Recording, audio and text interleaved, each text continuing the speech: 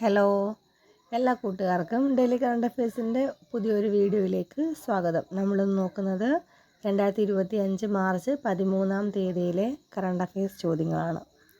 അപ്പോൾ ആദ്യം നമുക്ക് ഒരു ദിവസത്തെക്കുറിച്ച് പഠിക്കാം. അതായത് ലോക വൃക്ക ദിനം 2025 ലോക വൃക്ക ദിനമായിട്ട് നമ്മൾ ആചരിച്ച ദിവസമുണ്ട്. അത് ഏതാണ്? അത് മാർച്ച് 15 ലോക വൃക്ക ദിനമായിട്ട് 2025 ആചരിക്കുന്നത് മാർച്ച് 15. അടുത്ത ചോദ്യം, അന്തരിച്ച കവയിത്രി സുഗതകുമാരിയുടെ നവതി ആഘോഷം ആറന്മുളയിൽ നടന്നത് ഏത് പേരിലാണ്? അന്തരിച്ച കവയിത്രി സുഗതകുമാരിയുടെ നവതി ആഘോഷം ആറന്മുളയിൽ നടന്നത് ഏത് പേരിലാണ്? അത് സുഗതോത്സവം എന്ന പേരിലാണ്. സുഗതോത്സവം.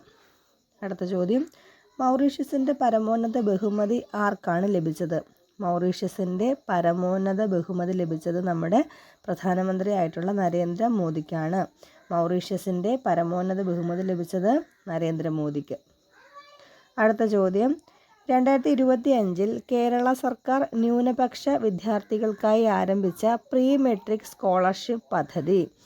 2025 കേരള സർക്കാർ ന്യൂനപക്ഷ വിദ്യാർത്ഥികൾക്കായി ആരംഭിച്ച പ്രീ മെട്രിക് സ്കോളർഷിപ്പ് പദ്ധതിയാണ് മാർഗദീപം. 1 മുതൽ 8 വരെ ക്ലാസ്സിലെ വിദ്യാർത്ഥികൾക്കായിട്ട് 2025 ആരംഭിച്ചതാണ് എന്ത്?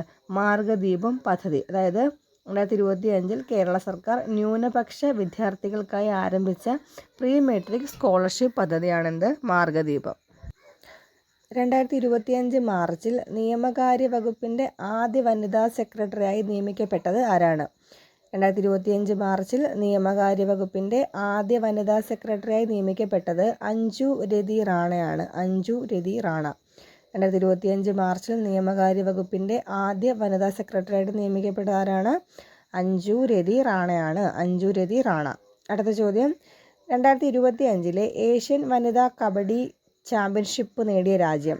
2025 ഏഷ്യൻ വനിതാ കബഡി ചാമ്പ്യൻഷിപ്പ് നേടിയ രാജ്യം ഇന്ത്യയാണ്. 2025 ഏഷ്യൻ വനിതാ കബഡി ചാമ്പ്യൻഷിപ്പ് നേടിയ രാജ്യം നമ്മുടെ ഇന്ത്യയാണ്. അടുത്ത ചോദ്യം, അടുത്തിടെ വാർത്തകളിൽ കണ്ട തുംഗ നദി ഏത് സംസ്ഥാനങ്ങളിലൂടെയാണ് ഒഴുകുന്നത്? അടുത്തിടെ വാർത്തകളിൽ കണ്ട തുംഗ നദി ഏത് സംസ്ഥാനത്തൂടെയാണ് ഒഴുകുന്നത് ചോദിച്ചാൽ അത് കർണാടകയാണ്. തുംഗ നദി കർണാടക. അടുത്തത്, മുഖ്യമന്ത്രി ബാലികാ സമൃദ്ധി യോജന, മുഖ്യമന്ത്രി കന്യ ആത്മനിർഭർ യോജന എന്നീ പദ്ധതികൾ ആരംഭിച്ച സംസ്ഥാനം സർക്കാർ ഏതാണ്? മുഖ്യമന്ത്രി ബാലികാ സമൃദ്ധി യോജന, മുഖ്യമന്ത്രി കന്യ ആത്മനിർഭർ യോജന എന്നീ പദ്ധതികൾ ആരംഭിച്ച സംസ്ഥാന സർക്കാർ ത്രിപുരയാണ്. ത്രിപുര.